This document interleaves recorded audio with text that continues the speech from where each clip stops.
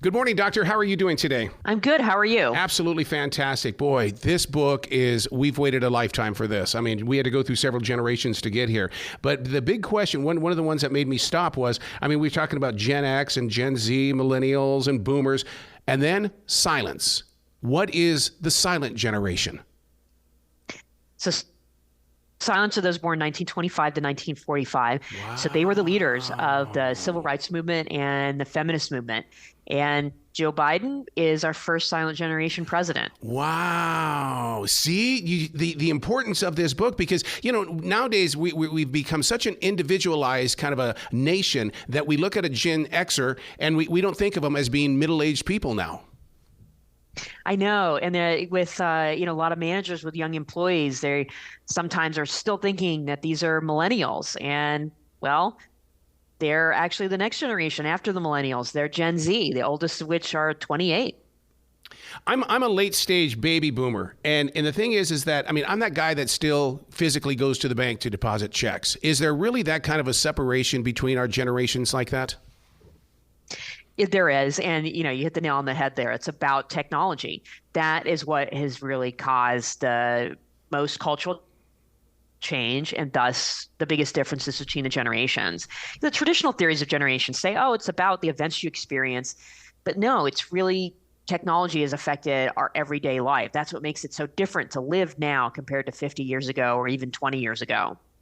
I knew at the age of 55 that my terrestrial radio days were going to come to an end because I was the old guy. Even though I still play like a 17-year-old, I just knew that. So I had to prepare. I started in my 40s. I started preparing for my adventures outside of terrestrial radio.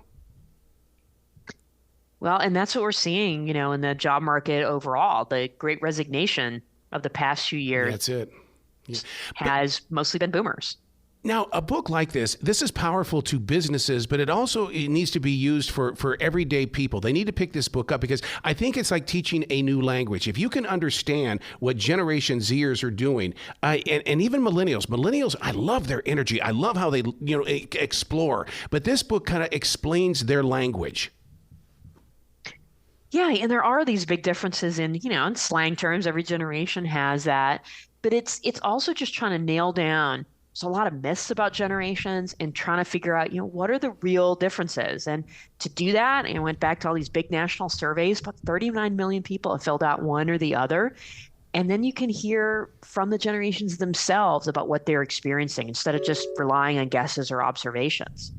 Yeah, and that was my question is, what was the time? How much time did it take you to do the research to really put together the book? There's a tremendous amount of content, and you've covered so much in this. How long did it take you to gather the data for this?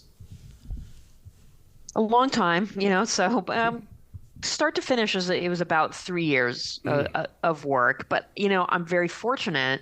I'm able to rely on all of these government-funded huge surveys that have been administered by other people, and they put that data online, usually for free. And going through it does take a lot of time, but it's really reliant on all of these people around the country who have filled out these surveys, and that data is freely available, which is awesome. So in addition to the surveys, did you guys get an opportunity to do much one-on-one interviewing or observing in the field yourself? Yeah, so my last book, which was called iGen on Gen Z, I did a bunch of in-depth interviews. And for this one, because it's about 6 generations, if I'd also done interviews, it would have been twice as long, and it was long enough already. But I did rely on a lot of newspaper articles and blogs and people online, talking about their generation and their experiences, because that's, you have to do that. You have to have the color commentary and have good examples of people's experiences. Hey, Dr. Twenge, I'm going to announce myself as a Generation X-er, and I was thinking about this information and thinking about how I fit into this community of generations. I'm smack in the middle, and in my family, my parents are actually silent generation. You got my generation, my wife is a millennial, and my kids are Z.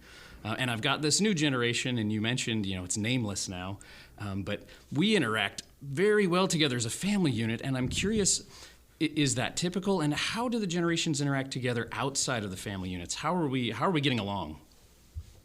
Yeah, it's interesting because there's a lot of families where, say, there's boomers with millennial children, and they get along fine, and Gen Xers with Gen Z children. It's my situation as well.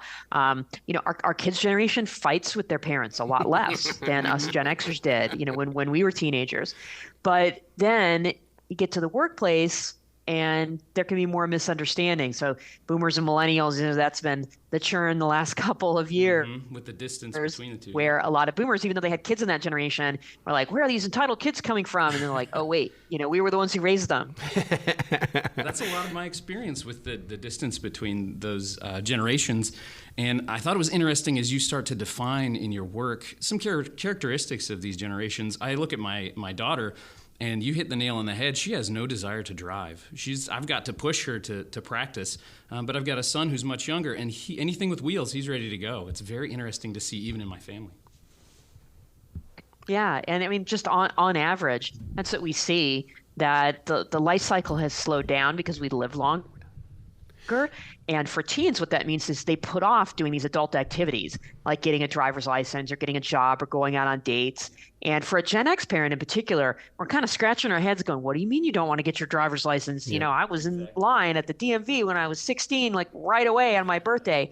And it's just a different life that Gen Z feels like they have longer, so they take longer to do these things. You got to come back to the show anytime in the future, Doctor. You've always been very fascinating to share a conversation with. You bring us knowledge, and we learn through you vicariously. Thanks. It's always fun. Thank you. Will you be brilliant today, okay? All right. Thanks.